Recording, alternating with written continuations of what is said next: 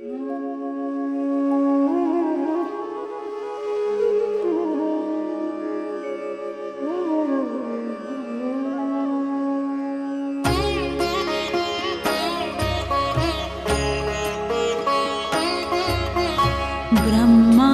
मुरारी त्रिपुरान्तकारी भानुशशि भूमिसुतो बुधस्य गुरुश्च शुक्रः शनिराहुकेतव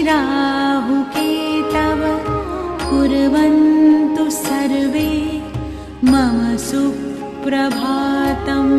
ब्रह्मा मुरारी त्रिपुरान्तकारी भानुशशि भूमिसुतो बुधस्य गुरुश्च शुक्रः शनिराहुकेतव कुर्वन्तु सर्वे मम सुप्रभातम्। नमस्कार, शुभ प्रभात। आजको राशिफल हेर्नको लागि कृष्ण जमर्कट युट्युब च्यानलको नजिकमा रहनुहुने मेरा समादरणीय, वन्दनीय तथा पूजनीय आत्मीयजनहरूप्रति आजको राशिफलको अर्को नयाँ श्रृङ्खलामा म कृष्ण प्रसाद जमर्कटेलको तर्फबाट स्वीकार्नुहोला। जय श्री राधेश्याम, जय श्री कृष्ण। आजको राशिफल मार्फत यहाँहरूसँग समक्ष हरेक दिन प्रस्तुत हुने क्रममा म फेरि आज अर्को नयाँ श्रृङ्खला लिएर उपस्थित भइसकेको छु कृष्ण जमर्कटेल युट्युब च्यानल मार्फत। मेरो यो प्रयासलाई यहाँहरूले प्रत्यक्ष अप्रत्यक्ष रूपमा प्रतिक्रिया जनाइरहनु भएको छ र मलाई साथ दिइरहनु भएको छ र यो यहाँहरूको साथ र सहयोगको लागि म धेरै आभारी छु। र आउँदा दिनहरूमा पनि मेरो यस प्रयासलाई यहाँहरूले नजिकबाट हेरेर आफ्नो स्वस्थ प्रतिक्रिया दिनुहुनेछ भन्ने मैले पूर्ण विश्वास लिएको छु। यही विश्वास सँगसँगै, यही अनुरोध सँगसँगै म आजको राशिफलको अर्को नयाँ श्रृङ्खला आरम्भ गर्न गइरहेको छु। तपाईँ हामी सबैको आजको राशिफल ग्रह गोचरको आधारमा तयार पारिएको आजको राशिफलको अर्को नयाँ श्रृङ्खला म आरम्भ गर्दैछु। आजको श्रृङ्खलाको आरम्भ गरौँ आजको पञ्चाङ्गबाट। आज मिति 2082 साल पौष महिनाको 20 गते आइतबार, तदनुसार जनवरी 4 तारिक सन् 2026, नेपाल सम्मत 1146। आज पौष कृष्ण पक्षको प्रतिपदा तिथि। चन्द्रमा बिहान 11:50 मिथुन राशिमा रहनेछन् भने उपरान्त कर्कट राशिमा रहनेछन्। पुनर्वसु नक्षत्र विष्कुम आदि योग अन्तर्गत ऐन्द्र योग रहेको छ भने तैतिल करण रहेको छ। आज आनन्द आदि योगमा ध्वज योग रहेको छ। सूर्योदय बिहान 6:57 र सूर्यास्त साँझ 5:20 हुनेछ। यो त भयो आजको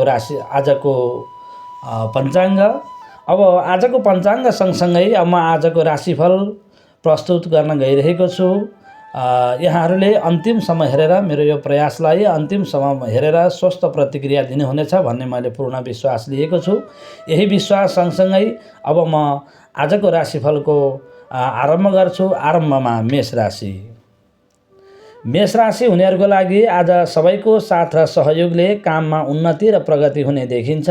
व्यापार व्यवसायमा आम्दानी राम्रै होला। मध्याह्नपछि कामभन्दा भौतिक सुख सुविधामा मन जान सक्ने देखिन्छ। माता पितासँग भेटघाट पनि होला। दाम्पत्य सुख भोगको समय छ भने पढाइ लेखाइमा मन जाने देखिन्छ। वृष राशि हुनेहरूको लागि आज तपाईको बौद्धिकताको चर्चा चारैतिर हुने देखिन्छ। पाहुनाको रूपमा आफन्तकोमा जाने वातावरण बन्न सक्छ भने दाजुभाइ तथा मित्रसँग भेटघाट पनि हुने देखिन्छ। केही समय मनोरञ्जनमा पनि बित्न सक्छ र स्वास्थ्यमा सामान्य समस्या आउने देखिन्छ। मिथुन राशि हुनेहरूको लागि आज व्यवहारमा संयमता, बोलीमा शालीनता र मुहारमा चमकता आउनाले सबैको प्रिय भइने समय छ। लगानी गरिएको क्षेत्रमा सन्तोषजनक उपलब्धि हात लाग्ने देखिन्छ भने पैतृक सम्पत्तिमा थोरै वादविवाद आउन सक्छ। मिष्टान्न भोजनको अनुकूल समय रहेको छ। यस्तै आज तपाईँको लागि दाम्पत्य जीवन को सुख प्राप्त गर्ने समय पनि छ। कर्कट राशि हुनेहरूको लागि आज बिस्तारै समय राम्रो बन्दैछ। समय आज तपाईँको बिस्तारै राम्रो बन्दैछ। पूर्वार्धको तुलनामा दिनको उत्तरार्धमा शान्ति र सुखको अनुभूति हुने देखिन्छ। खर्च नियन्त्रण हुँदै जानेछ भने स्वास्थ्य समस्या यथावत रहने देखिन्छ। साँझपख शुभ समाचार र हितैषीसँगको भेटले मनमा आनन्द आउन सक्छ। जागिर तथा नोकरीमा जस पाउने समय रहेको छ।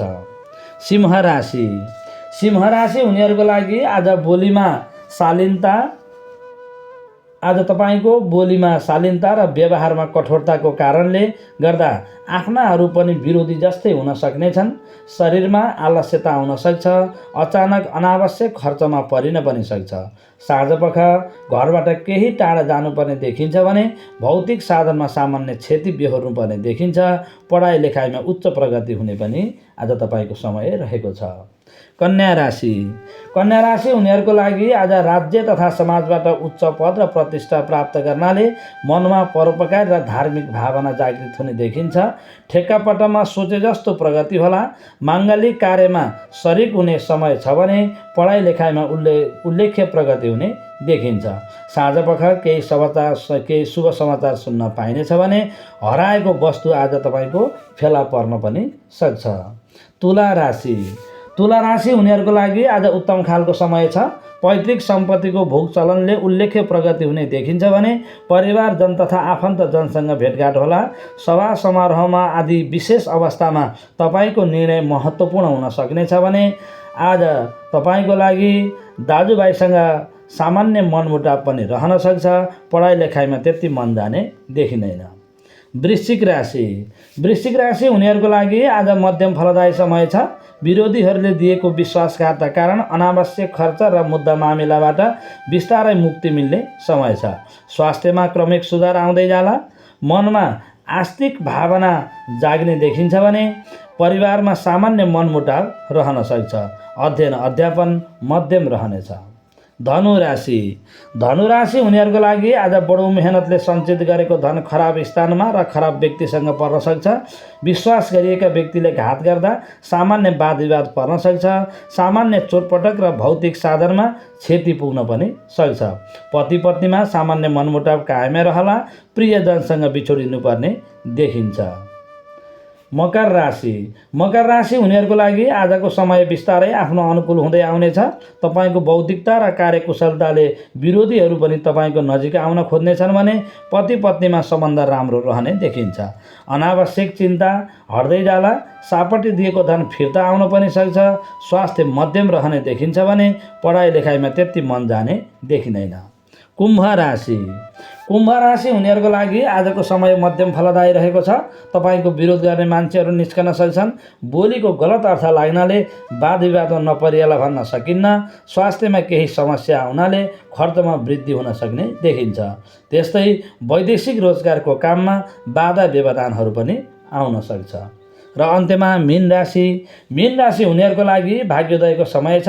अनायासै भौतिक वस्तुको प्राप्ति हुन सक्छ भने व्यापार व्यवसायमा उल्लेख्य प्रगति हुने देखिन्छ। कार्यकुशलतामा अब्बल हुनाले नोकरी तथा जागिरमा मान सम्मान प्राप्त हुन सक्छ। अध्ययन अध्यापनमा सफल भएर समाचार सुन्न पाइनेछ भने सफल भएको समाचार सुन्न पाइनेछ भने पति पत्नी तथा सन्तान प्राप्तिको समय पनि रहेको छ। यो त भयो आजको राशिफल। आजको राशिमा जे जस्ता विचारहरू व्यक्त गरिए पनि सद्विचार र सच्चिन्तनद्वारा आफ्नो दिनलाई राम्रो बनाउनु तपाईँ हामी सबैको कर्तव्य हो।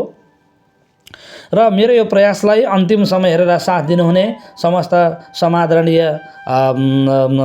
मित्रजनहरूप्रति म धेरै धेरै कृतज्ञता जाहेर गर्दै आउँदा दिनहरूमा पनि यहाँहरूको साथ र सहयोग यसरी नै प्राप्त गर्नेछु भन्ने पूर्ण विश्वासका साथमा आजको प्रस्तुतिबाट म ओझेल पर्न चाहन्छु।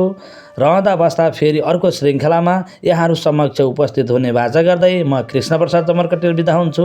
हस्त। जय श्रीमन्नारायण। जय श्री कृष्ण।